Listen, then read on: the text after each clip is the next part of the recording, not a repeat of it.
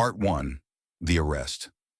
On a quiet Thursday evening in Brookside, a picturesque suburban town, 32-year-old Marcus West strolled out of a local bookstore with a coffee in hand.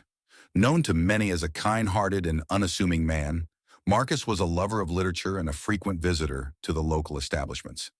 As he headed toward his car, two police cruisers screeched to a halt nearby.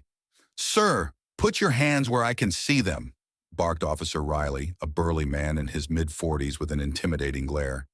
His partner, Officer Jenkins, flanked Marcus, leaving him no room to move. Confused, Marcus complied, raising his hands. "What's this about, officer?" he asked calmly, his voice steady despite the mounting tension. "We got a call about a suspicious individual matching your description," Jenkins snapped, his tone laced with suspicion. "Suspicious?" Marcus furrowed his brow. "I just came from the bookstore." Riley yanked Marcus's arms behind his back and cuffed him. "Save it for the station," he growled. A small crowd gathered, murmuring among themselves as they watched the scene unfold. Marcus felt the weight of their judgmental stares and tried to remain composed.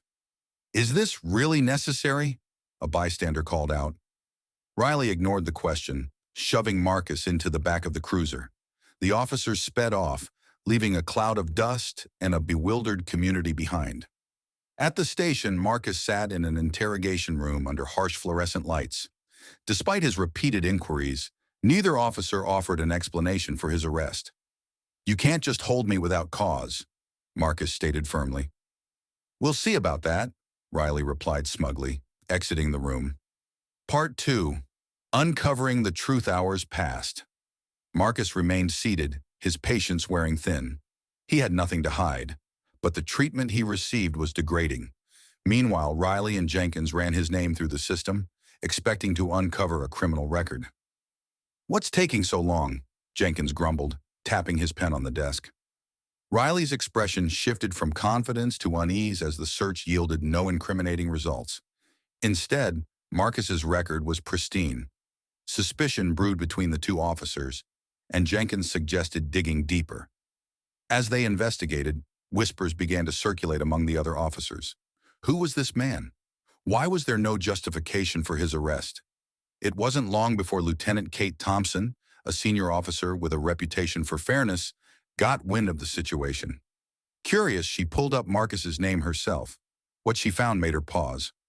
"Riley," she called sharply, storming into the bullpen. "Do you know who you've arrested?" "What are you talking about, Lieutenant?" Riley asked, his smirk fading. "Marcus West is a federal investigator," she revealed. "He works undercover for the Department of Justice." Riley's face drained of color. Jenkins muttered an expletive under his breath. Thompson wasted no time summoning Marcus to her office. As he entered, his calm demeanor contrasted sharply with the officer's nervous energy.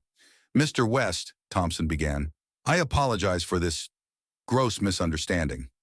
Marcus folded his arms. "A misunderstanding?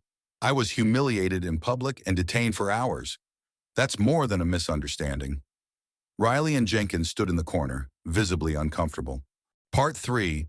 Accountability and Reflection. The chief of police, who had been called in, entered the room. Chief Edwards, a towering figure with decades of service, addressed Marcus directly. "I want to personally apologize for the actions of my officers. This was unacceptable." Marcus raised an eyebrow. "Unacceptable is an understatement, Chief. This was racial profiling, plain and simple." Edwards nodded gravely. "You're absolutely right. We need to address this immediately." Turning to Riley and Jenkins, Edwards' tone hardened. "Your actions have brought shame to this department. You're both suspended pending further investigation." Riley opened his mouth to protest, but thought better of it under Edwards' glare. Jenkins looked away, his face red with embarrassment. Marcus wasn't finished. "An apology is a start, but systemic change is needed. How many others have been treated this way without the privilege of my position to protect them?" Thompson agreed. "He's right, Chief. We need mandatory training on bias and proper procedure." Edwards nodded. "Effective immediately, all officers will undergo training. Additionally, we'll be forming a community review board to oversee complaints against the department." Marcus appreciated the swift action, but knew it was only the beginning. Part 4. The ripple effect news of the incident spread quickly. Local media picked up the story, and Marcus found himself in the spotlight. He used the platform to speak out against racial profiling and advocate for police reform. The issue isn't just about me, he told reporters. It's about ensuring this doesn't happen to anyone else. Community members rallied behind Marcus, organizing peaceful protests and demanding accountability. The police department faced immense pressure to follow through on its promises. Meanwhile, Marcus received an outpouring of support from colleagues and friends.